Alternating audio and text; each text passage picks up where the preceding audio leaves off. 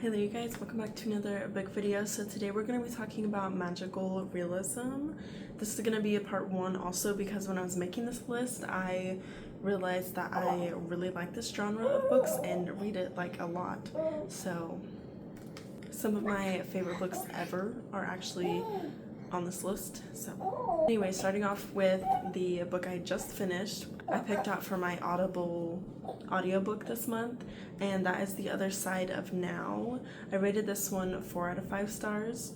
So this book follows Meg, who is an actress in Hollywood, and she visits a little small town vacation spot for a little getaway trip, and when she gets there she realizes she has switched universes. No one knows who she is. She's not famous anymore. She's not she's not with her husband anymore, and she's just a totally different normal person.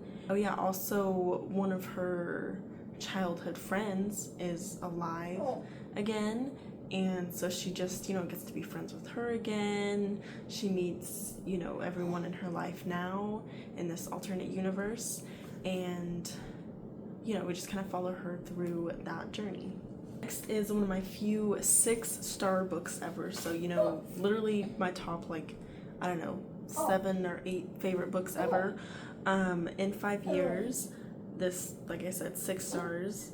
So this book follows Danny, the main character, who is a lawyer 5 years in the future, but she only gets to spend 1 day there, which I think that is so interesting about this book, because usually you have someone staying in the timeline for a long time, but she only gets to spend 1 day in the future, and then it goes back and we follow her over the next 5 years until we get to that day, and nothing turns out kind of the way that we thought it would, the way that she thought it would, and everything is just this unexpected kind of turnout, and it's just really, really interesting. It's a really good book. And next is Maybe in Another Life by Taylor Jenkins Reid. I recently started reading her books and I've already read 3 or 4 of them. I love all of them so much. She is amazing. This was 5 out of 5 stars for me.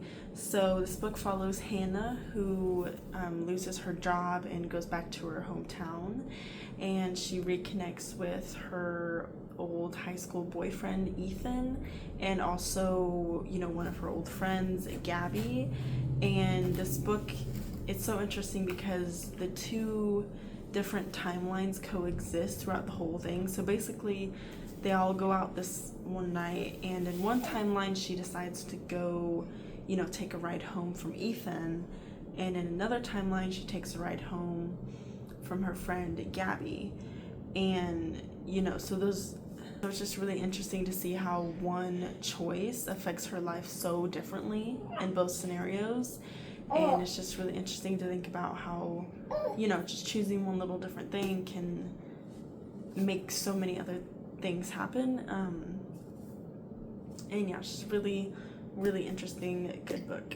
The next one is The Night We Met. I also listened to the audiobook of this, and I rated this one 4 stars.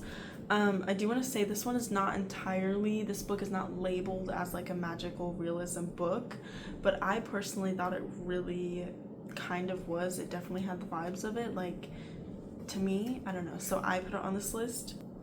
So the whole book is framed around Larissa, who makes a split decision to go home with one boy after a concert, and he becomes her boyfriend.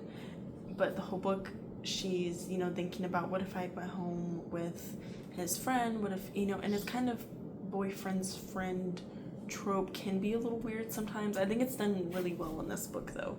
But basically she's just kind of wondering what if I had done this, and the last book I was talking about, it's kind of how one decision can change so much of your life. And yeah, so she's just wondering all these things in her relationships and stuff, and yeah, it's a really, really good book. Next I have Remain, which if you know me, Nicholas Sparks is my favorite author of all time probably. I have this whole shelf right here is dedicated to just his books. I rated this one 3.5 stars, so not one of my favorites of his, but definitely a good magical realism book still. This one is more of a supernatural thing than just, you know, something magic. But basically it follows Tate, who goes to this bed and breakfast to do work, and he discovers another woman staying there who is, you know, like a ghost or something, and he just, you know, like talks with her a lot, learns a lot about her and just like the town, the bed and breakfast, like everything in general, and like their interactions and like the descriptions of it all. Like I said, he's one of my favorite authors ever, so I just really like the way he writes too. And it's also being made into a movie that will come out sometime next year, I think. What I have for you today, I also listened to the audiobook. This is The Good Part. I rated this one 4 stars. I really like this book because it reminds me a lot of the plot of 13 Going on 30, which is one of my favorite movies literally ever. But it was Lucy who wakes up 5 years in the future one day, and she realizes, you know, how much her life has changed, what things could be like, and she explores this new life, new relationships and stuff, and just, you know, starts to wonder if she, you know, even ever wants to go back to her original timeline. And yeah, basically, like, you know, like the plot of 13 Going on 30, like it really is like close to that movie. Yeah, that's all I have for part 1 of this video. I will be making a part 2. And yeah, so let me know what you guys think. Give me some of your recommendations as well. Also, my Goodreads is always in my links in the description. Go follow me on there, see, you know, what I'm reading right now, all of my book lists and everything like that. So yeah, thank you guys for watching, and I'll see you next time.